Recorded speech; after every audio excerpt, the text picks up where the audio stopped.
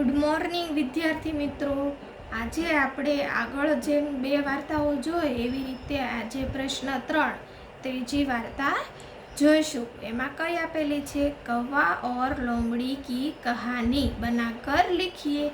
કે કાગડો અને લોમડી એટલે શિયાળ બંનેની અહીંયા કહાની આપેલી છે. આ ચિત્રપાઠમાંથી આપણે એની વાર્તા બનાવવાની છે.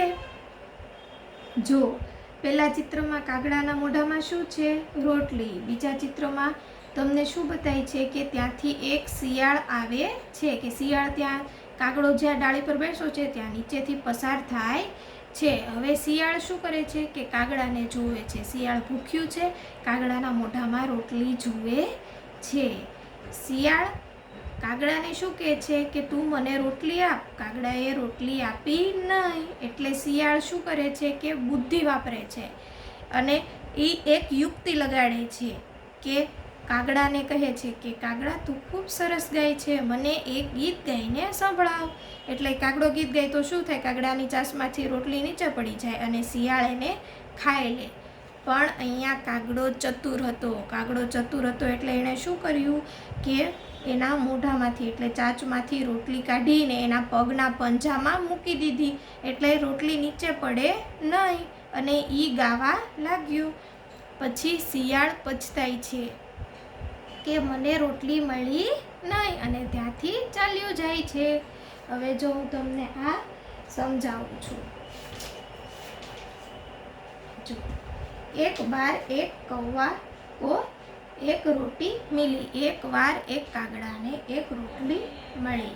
वह रोटी लेकर उड़ता हुआ एक पेड़ की डाल पर जा बैठा. कि ઈ રોટલી લઈને કાગડો ક્યાં ગયો? એક ઝાડની ડાળ ઉપર જઈને બેસી ગયો. इतने में एक लोमड़ी पेड़ के नीचे आई. કે જો એટલામાં જ એક લોમડી એટલે એક શિયાળ શું ઈ ઝાડની નીચે આવ્યું. उसकी नज़र कौवे की रोटी पर पड़ी. કે એની નજર ક્યાં પડી? કાગડાની રોટલી પર. उसके मुंह में पानी आ गया. કે શિયાળના મોઢામાં પાણી આવી ગયું રોટલી જોઈને. उसने सोचा कौवा को मूर्ख बनाकर मैं उसकी रोटी ले लूँ. કે કાગડો છે એને મૂર્ખ બનાવીને હું ઈ કાગડાની રોટલી લઈ લઉં. लोमड़ी ने कौवे से कहा. એટલે જો અહીંયા શિયાળ કાગડા સાથે વાત કરે છે અને એને કહે છે કૌવા ભાઈ કોઈ ગાના સુનાઈએ. કે તમે મને કંઈક તમારું ગાઈને મને એક ગીત સંભળાવો. આપકા ગાના મુझे बहुत मीठा लगता है. કે કોઈને કાગડાનો અવાજ ગમે નહીં, પણ આ શિયાળે કાગડાને શું કીધું કે મને તમારો અવાજ બહુ ગમે છે, તમે મને એક ગીત ગાઈને સંભળાવો, તમારો અવાજ બહુ મીઠો છે. કૌવા લોમડી કી ચાલાકી સમજ ગયા. કે કાગડો સમજી ગયો કે શિયાળને શું જોઈએ છે? રોટલી. એટલે એની ચાલાકી ઈ સમજી ગયો. ઉસે લગા કે લોમડી રોટી પાને કે લીએ यह नाटक कर रही है. કે કાગડાને ખબર પડી ગઈ કે આ શિયાળ શું કરે છે? આ રોટલી ખાવા માટે આવું નાટક કરે છે. કૌવે ને अपनी चोंच की रोटी अपने पंजे से पकड़ ली. કે કાગડાએ શું કર્યું? આ શિયાળ એની ચતુરાઈ બતાવતું તો નાટક કરતું હતું એટલે કાગડાએ શું કર્યું કે ઈ જે એની ચાંચમાં રોટલી હતી એને પગના પંજા પર પકડી લીધી. और वह जोर जोर से काव काव करने लगा. कि એટલે આ શિયાળે એમ કીધું કાગડાને કે તું ગા, મને તારું બહુ ગમે છે. એટલે રોટલી નીચે પડી જાય, પણ કાગડો સમજી ગયો એટલે કાગડાએ શું કર્યું? એના પગમાં રોટલી મૂકી દીધી અને જોર જોરથી કાવ કાવ એમ ગાવા લાગ્યો. यह देखकर लोमड़ी आश्चर्यचकित रह गई. કે આ જોઈને શિયાળ શું થયું? આશ્ચર્યચકિત થઈ ગયું. એટલે કે આમ આશ્ચર્યચકિત થઈ ગયું કે અરે યહ કૌવા તો સમજદાર લગતા હૈ. કે આ કાગડો તો સમજુ લાગે છે. ऐसा वह मन ही मन બોલી ઓર ચલતી બની. કે એવું ઈ મનમાં ને મનમાં બોલતી ચાલી ગઈ. એને શું લાગ્યું કે આ કાગડો તો બહુ સમજદાર છે. એવું મનમાં ને મનમાં બોલતી બોલતી ચાલી ગઈ. ફિર કૌવે ને મજે સે રોટી ખા લી. એટલે પછી આ કાગડાએ મજાથી રોટલી ખાધી. સચમુચ अपनी झूठी बड़ाई सुनकर हमें गुमराह नहीं होना चाहिए.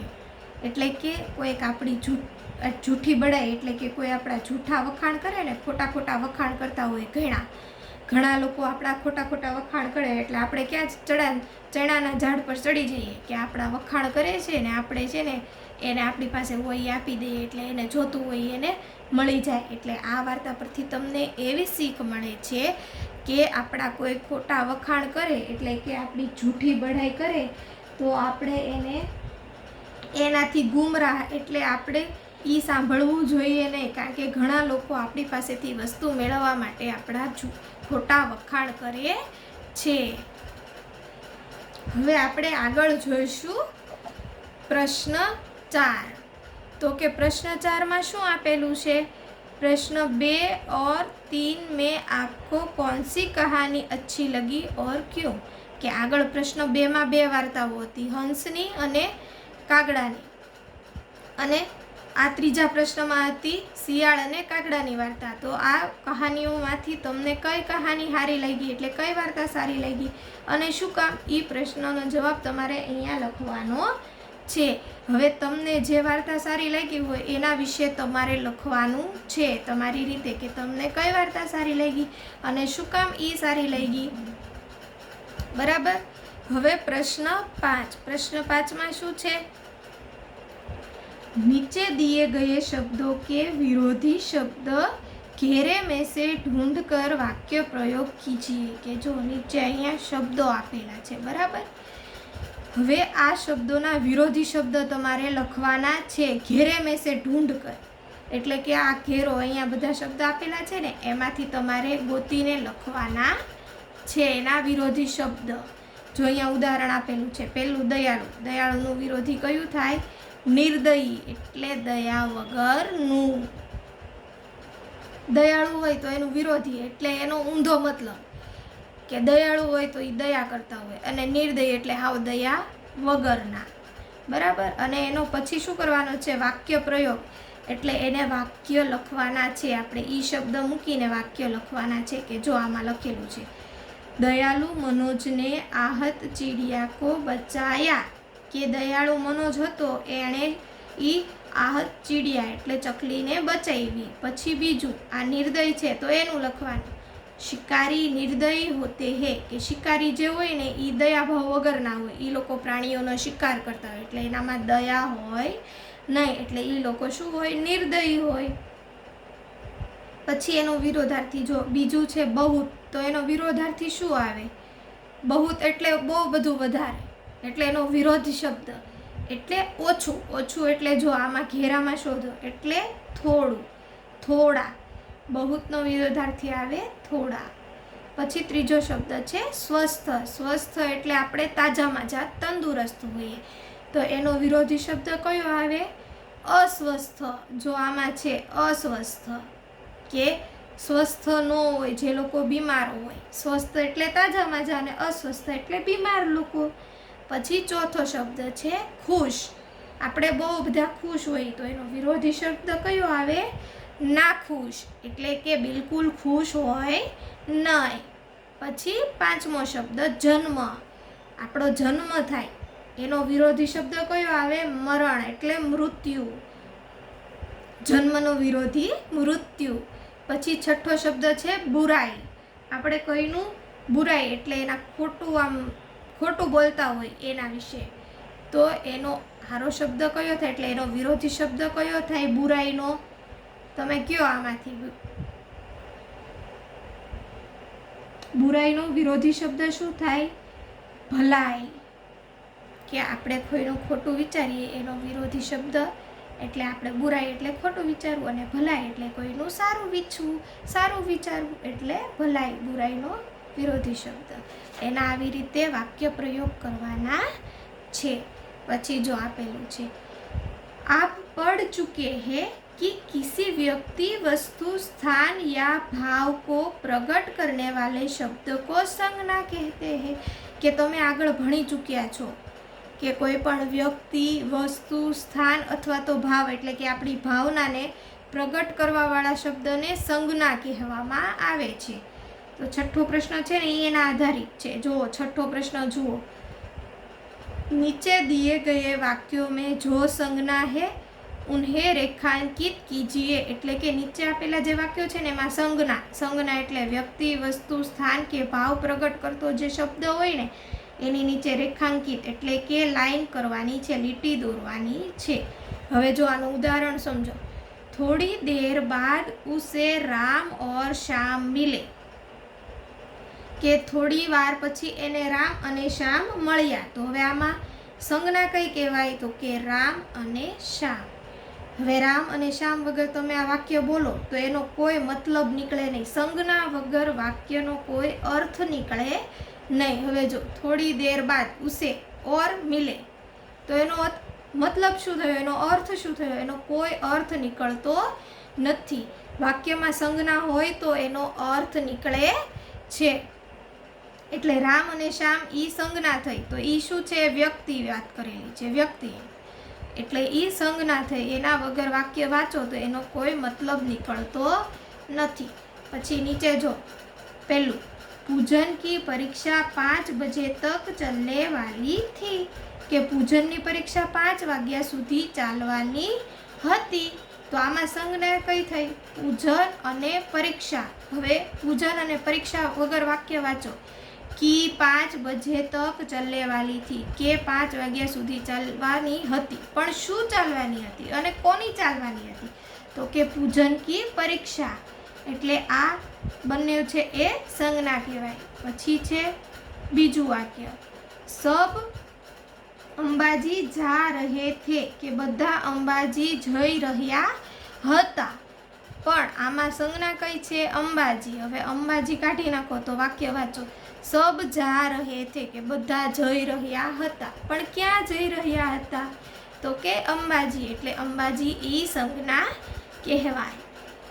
પછી ત્રીજું વાક્ય, गुलाब का फूल मुझे पसंद है, કે गुलाब का फूल मुझे पसंद है। તો આમાં ગુલાબ છે ઈ શું છે?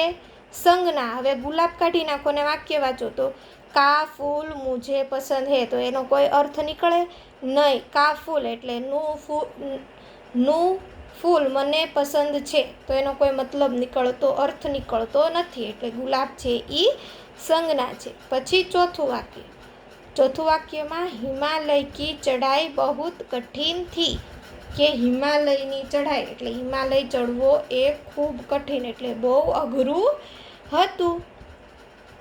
હવે આમાં હિમાલય છે ને ઈ સંજ્ઞા છે। હવે હિમાલય કાઢી નાખો તો પછી વાંચો, की चढ़ाई बहुत कठिन थी, તો એનો અર્થ શું નીકળે? કાંઈ નહીં। की चढ़ाई એટલે શેની ચઢાઈ કઠિન હતી ઈ કીધું નથી, એટલે આ હિમાલય છે ઈ સંજ્ઞા કહેવાય। પછી પાંચમું વાક્ય, आज बिल्ली सारा दूध पी गई, કે આજે બિલાડી સારા એટલે બધું દૂધ પી ગઈ।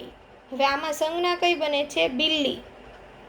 ઈ બિલ્લી કાઢીને તમે વાક્ય વાંચો, आज सारा दूध पी गई, કે આજે બધું દૂધ પી ગઈ। પણ કોણ પી ગઈ દૂધ અને શું કામ પી ગઈ? તો आज बिल्ली सारा दूध पी गई, એટલે આ બિલ્લી નામનો શબ્દ છે ઈ સંજ્ઞા કહેવાય। હવે આ જે છે ને આ તમારે સંજ્ઞા ઓળખતા શીખવાની છે। તમે ઘરે પણ બીજા વાક્યો લઈને તમે એનો સંજ્ઞા ઓળખી શકો છો, એટલે કે આનો અભ્યાસ કરજો। પછી પ્રશ્ન 7, અંદાજ अपना अपना, કે પોતપોતાના વિચારો। અંદાજ, यदि शिकारी की जगह तुम होते तो क्या करते? चर्चा कीजिए, કે આ ખાલી ચર્ચા કરવાની છે, આ તમારે ક્યાંય લખવાનું નથી। પ્રશ્ન 6 સુધી હું તમને જે મોકલું એ તમારે પાકી બુક બનાવીને પાકી બુકમાં લખવાનું છે। સ્વાધ્યાય અને વાર્તાઓ બધું પાકી બુકમાં લખવાનું છે અને ફરજિયાત પાકી બુક બનાવવી।